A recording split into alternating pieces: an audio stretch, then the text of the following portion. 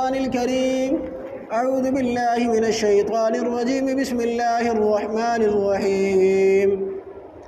إلا تنصروه فقد نصره الله إذ أخرجه الذين كفروا ثاني اثنين إذ هما في الغار إذ يقول لصاحبه لا تحزن إن الله معنا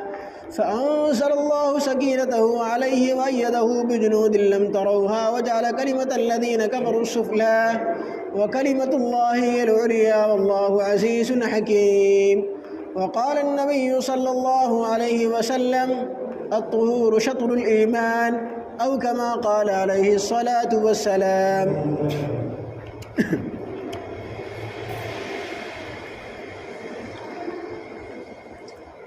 میرے محترم بزرگوں اور دوستوں، یہ جو مہینہ چل رہا ہے یہ جو مہینہ چل رہا ہے یہ اسلامی اعتبار سے یہ سفر المظفر کا مہینہ ہے. اس سے پہلے جو مہینہ تھا وہ مہینہ محرم الحرام کا مہینہ تھا، اور اس کے بعد جو مہینہ آئے گا اسلامک کیلنڈر کے اعتبار سے وہ مہینہ ربیع الاول کہلاتا ہے. تو یہ سفر کا جو مہینہ ہے اس کی جو ہے مذہب اسلام کے اندر اور اسلامی تاریخ کے اندر اس کی بڑی اہمیت رہی ہے. اس کی وجہ یہ ہوئی کہ اس مہینے کے اندر مسلمانوں نے مکہ سے مدینہ ہجرت کیا ہے. جب مسلمان مکے کے اندر زندگی گزار رہے تھے تو مکہ کے کفار مکہ اور مشرکین مکہ نے مسلمانوں کے اوپر زندگی تنگ کر دی، ان کے لیے جینا دشوار کر دیا، اور طرح طرح کی تکالیف، طرح طرح کی مشقتیں، اذیتیں اور صعوبتیں مسلمانوں کو اٹھانا پڑا، برداشت کرنا پڑا. اس کے بعد جب صبر کا پیمانہ لبریز ہو گیا، جب برداشت سے باہر ہو گئی بات، تب اللہ تبارک و تعالیٰ کی طرف سے مسلمانوں کے لیے ہجرت کا حکم نازل فرمایا، ہجرت کا حکم نازل ہوا. تو جو ہجرت کا حکم نازل ہوا وہ اسی سفر، یہ جو ہے ایسے تو محرم کے مہینے میں ہجرت کا حکم نازل ہو گیا، لیکن مسلمان دھیرے دھیرے ہجرت کر کے سفر کے مہینے میں، سفر کے آخر میں، اس مہینے کے آخر میں ہجرت کی ہے مسلمان. ہجرت کے معنی آتے ہیں اپنے وطن کو، اپنے دیش کو، اپنے گاؤں کو چھوڑ دینا. یعنی جب آدمی کے اوپر جو ہے، جب مسلمان کے اوپر، جب انسان کو اس کے مذہب پر اور اس کے شریعت پر عمل کرنے سے روکا جائے، اس کے دین اور دھرم پر اور اس کے ریلیجن پر عمل کرنے سے روکا جائے، اس میں طرح طرح کی رکاوٹیں پیدا کیا جائے، مصطفیٰ صلی اللہ علیہ وسلم کے لائے ہوئے دین اور شریعت پر عمل کرنے سے روکا جائے، تو اس وقت یہ فرض بنتا ہے مسلمانوں کے اوپر کہ اس گاؤں کو، اس دیش کو، اس وطن اور ملک کو چھوڑ کر کے وہاں سے رخصت ہو جائے اور وہاں جائے جہاں جا کر انسان اپنی مذہب اور اپنی شریعت پر آسانی سے عمل کر سکے، نماز آسانی سے پڑھ سکے، روزے، حج، زکوٰۃ اور اللہ تبارک و تعالیٰ کے جو احکامات ہیں ان پر آسانی سے عمل کر سکے. چنانچہ آپ صلی اللہ علیہ وسلم نے ہجرت کا جو ہے حکم سنا دیا اور لوگ ہجرت کرنے لگے. ہجرت کے سلسلے میں مسلمانوں نے طرح طرح کی جو ہے مصیبتیں اٹھائیں، طرح طرح کی مشقتیں اٹھائیں، طرح طرح کی صعوبتیں مسلمانوں کو اٹھانا پڑ رہا ہے. چنانچہ حضرت ام سلمہ رضی اللہ تعالیٰ عنہ کا واقعہ ہے کہ حضرت ام سلمہ رضی اللہ تعالیٰ عنہ جب ہجرت کر کے جا رہی تھی اور ان کے شوہر حضرت ابو سلمہ رضی اللہ تعالیٰ عنہ ہجرت کر کے جا رہے تھے، تو مشرکین مکہ آئے اور ان لوگوں نے کہا، اور خاص طور پر جو ام سلمہ کے جو رشتہ دار تھے وہ آئے اور کہنے لگے کہ ہماری بیٹی جو ہے مکہ چھوڑ کر کے مدینہ نہیں جائے گی مسلمانوں کے یہاں. چنانچہ حضرت ام سلمہ رضی اللہ تعالیٰ عنہ کو ان کے رشتہ داروں نے روک لیا،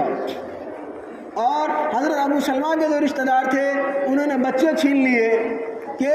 ہمارے جو ہے یہ بچے ہمارے ہیں، ہم لڑکی کو اپنا بچہ نہیں دیں گے. چنانچہ یہی حضرت ام سلمہ رضی اللہ تعالیٰ عنہ بعد میں چل کر کے آپ صلی اللہ علیہ وسلم کی زوجیت میں آئی اور ام المؤمنین بنی. ام سلمہ رضی اللہ تعالیٰ عنہ محمد عربی صلی اللہ علیہ وسلم کی زوجہ بنی اور تمام مومنین اور مسلمانوں کی ماں بنی۔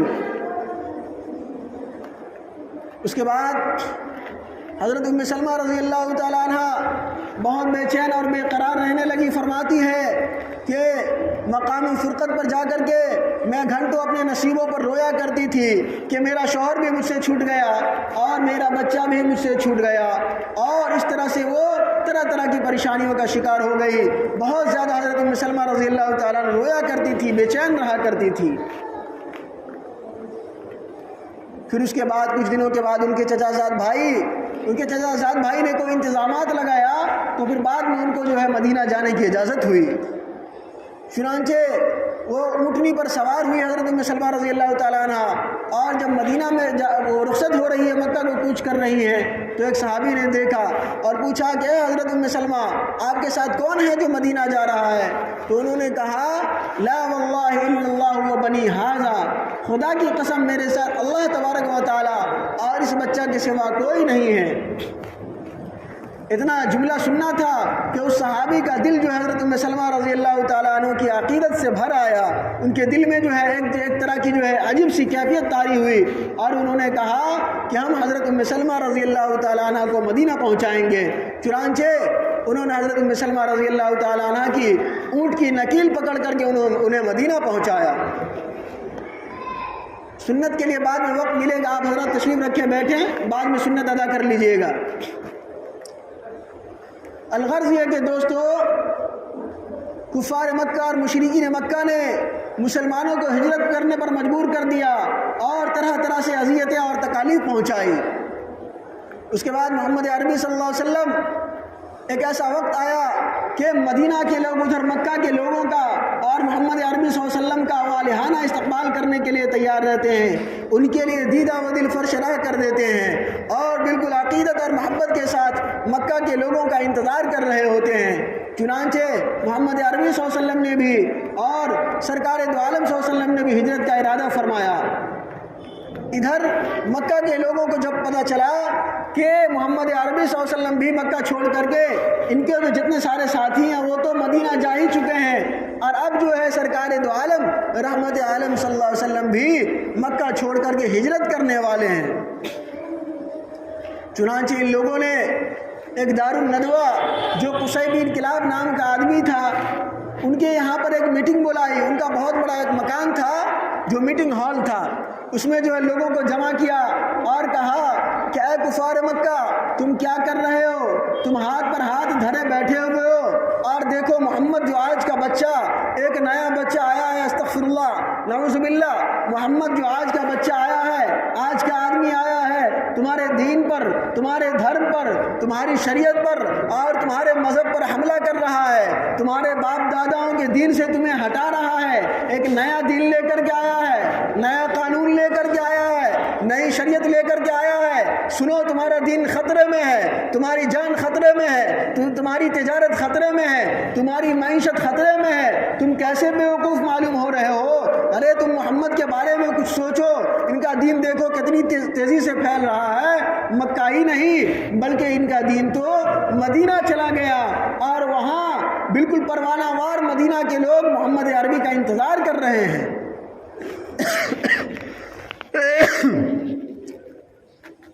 ان لوگوں نے سوچا کہ واقعی صحیح بات ہے کہ محمد عربی کا دین تو اتنی تیزی سے پھیل رہا ہے، ہم لوگوں کو اس پر جو ہے کچھ ایکشن لینا چاہیے، کچھ قدم اٹھانا چاہیے۔ چنانچہ میٹنگ ہوئی اور اس میں جو ہے سارے سردار کے لوگ جمع ہوئے۔ جب سارے سردار کے لوگ جمع ہوئے تو کسی نے کہا کہ محمد عربی کو جلا وطن کر دیا جائے، ملک سے باہر جو ہے بھگا دیا جائے۔ تو شیطان جو تھا ابلیس، وہ بھی ایک بوڑھے شخص کی شکل میں حاضر ہوا تھا اس مجلس میں، اس نے کہا نہیں، یہ تدبیر، یہ آپشن ٹھیک نہیں ہے۔ اس کے بعد پھر لوگوں نے کہا کہ ایسا کرتے ہیں کہ محمد عربی صلی اللہ علیہ وسلم کو بیڑیوں میں ان کا ہاتھ پاؤں جکڑ دیا جائے اور قید خانے میں انہیں ڈال دیا جائے، انہیں کھانا نہ دیا جائے، انہیں پینا نہ دیا جائے، اس طرح دھیرے دھیرے وہ ہلاک ہو جائیں گے۔ اس پر بھی شیطان نے کہا کہ یہ بھی ٹھیک نہیں ہے۔ اس کے بعد میں یہ آئی کہ ایسا کرتے ہیں نعوذ باللہ محمد صلی اللہ علیہ وسلم کا خاتمہ کر دیا جائے۔ پھر بات یہ آئی کہ خاتمہ کون کرے گا؟ ایسی صورت میں تو جان کا بدلہ جان دینا پڑے گا جو شخص قتل کرے گا۔ تو ایسا کیا جائے کہ اس کے لیے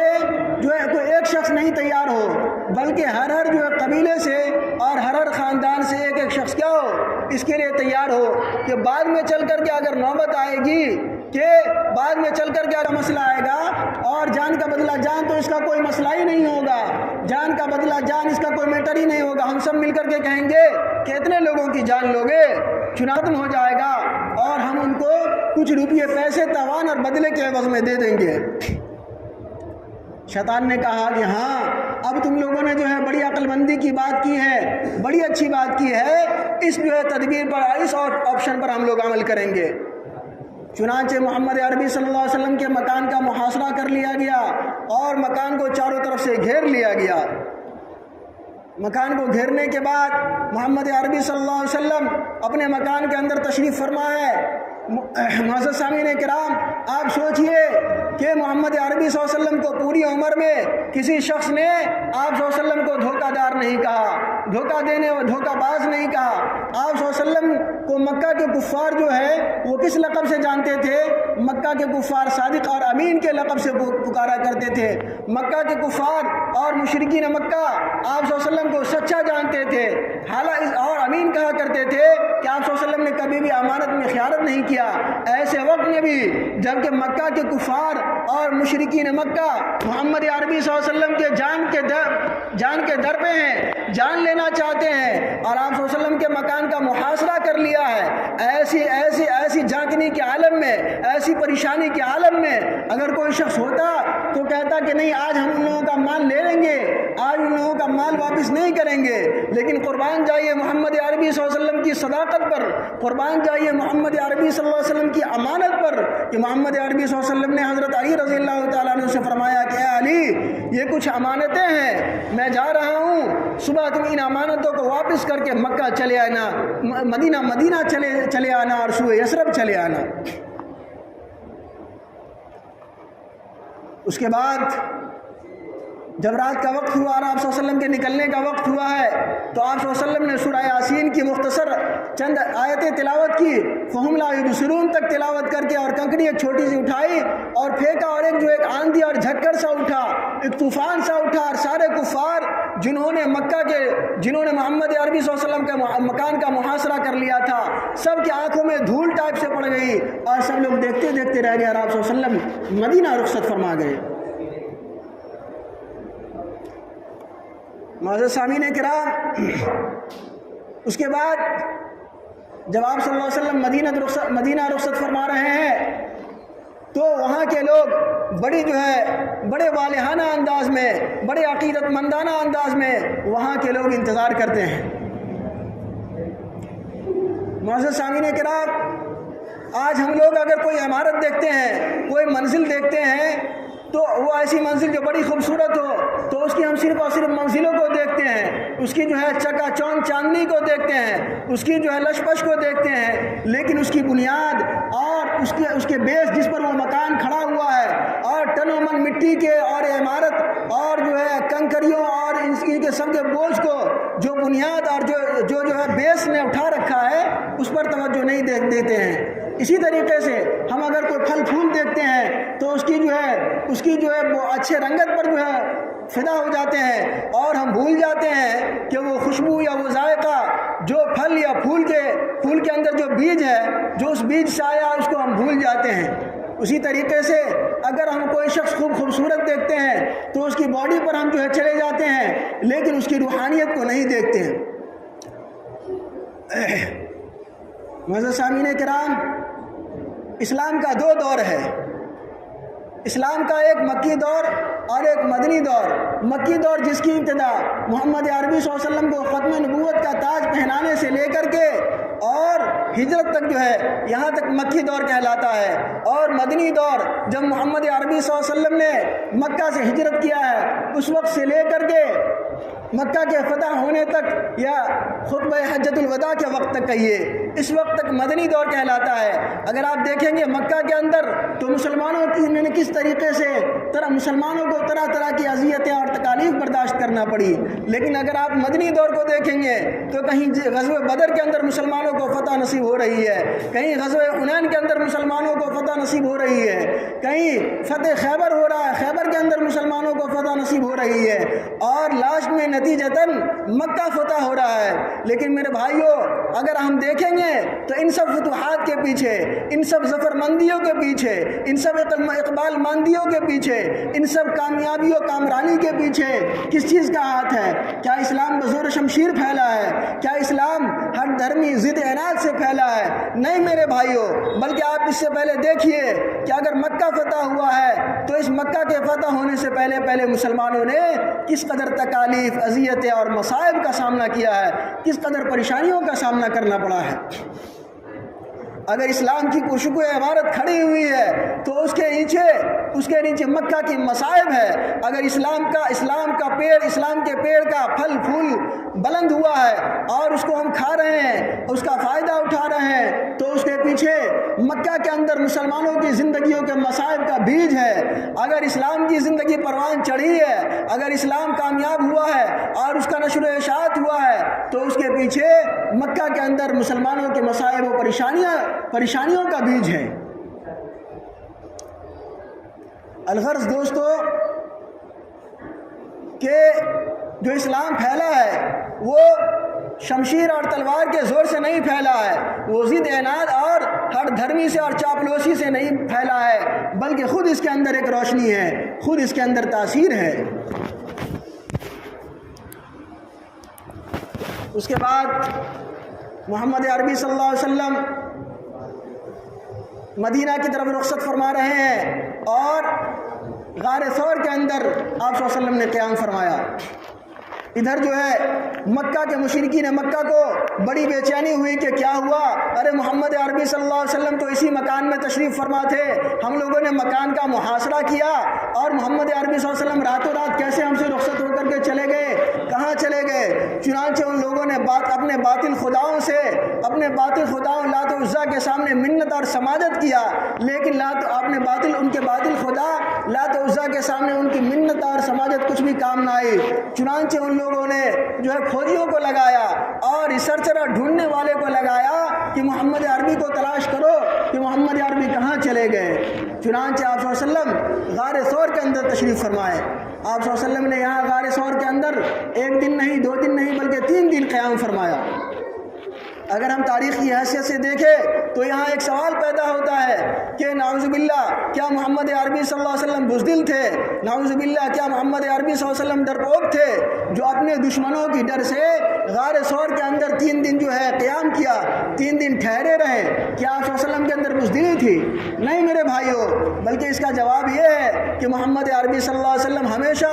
اپنے امتی کے کمزور اور نحیف لوگوں کا خیال کیا کرتے تھے۔ آپ صلی اللہ علیہ وسلم اپنے امتی کے کمزور لوگوں کا خیال کرتے تھے۔ یہی وجہ ہے کہ جب آپ صلی اللہ علیہ وسلم معراج کے سفر پر گئے تو وہاں بھی دیکھیے 50 نمازوں کے بدلے 5 نماز آپ صلی اللہ علیہ وسلم نے لیا، اور اسی طریقے سے 6 ماہ کے روزے کے بدلے 1 مہینے کا روزہ کروایا۔ اسی طریقے سے یہاں بھی آپ صلی اللہ علیہ وسلم نے اپنے امت کو تعلیم دیا کہ اے میری امت سنو، اگر تمہاری جان کا خطرہ ہو اور تم دیکھو کہ تمہاری جان پر بن آئی ہے تو کہیں چھپنے کے لیے، کہیں پناہ لینے کے لیے ضروری نہیں ہے کہ تم بہت جو ہے بلند بالا عمارت کے اندر جا کر کے چھپو، ہے نہیں، تم بہت عظیم الشان عمارت کے اندر جا کر کے چھپو، نہیں، بلکہ کسی کمزور جگہ میں بھی اگر تم کو جگہ مل جائے تو وہاں بھی چھپ جاؤ۔ معزز سامعین کرام، الغرض یہ کہ ہجرت کی تاریخ ہمیں سبق دیتی ہے کہ ہمیں اپنی زندگیوں کے اندر اگر مصائب آ رہے ہیں، اگر مشکلات آ رہے ہیں، اگر پریشانیاں آ رہی ہے تو ان پریشانیوں کا ہم لوگوں کو سامنا کرنا چاہیے، دعا اور استغفار کرنا چاہیے اور اللہ تبارک و تعالیٰ کی مدد اور نصرت کے لیے تیار رہنا چاہیے، کیونکہ آپ صلی اللہ علیہ وسلم نے فرمایا من کان للہ کان اللہ لہ، جو اللہ کا ہو گیا اللہ اس کا ہو گیا۔ اگر آج بھی مسلمان محمد عربی صلی اللہ علیہ وسلم کے طریقے کی اتباع کرے گا تو انشاءاللہ اللہ تبارک و تعالیٰ کی مدد اور نصرت اور حمیت آج بھی مسلمانوں کے ساتھ ہوگی۔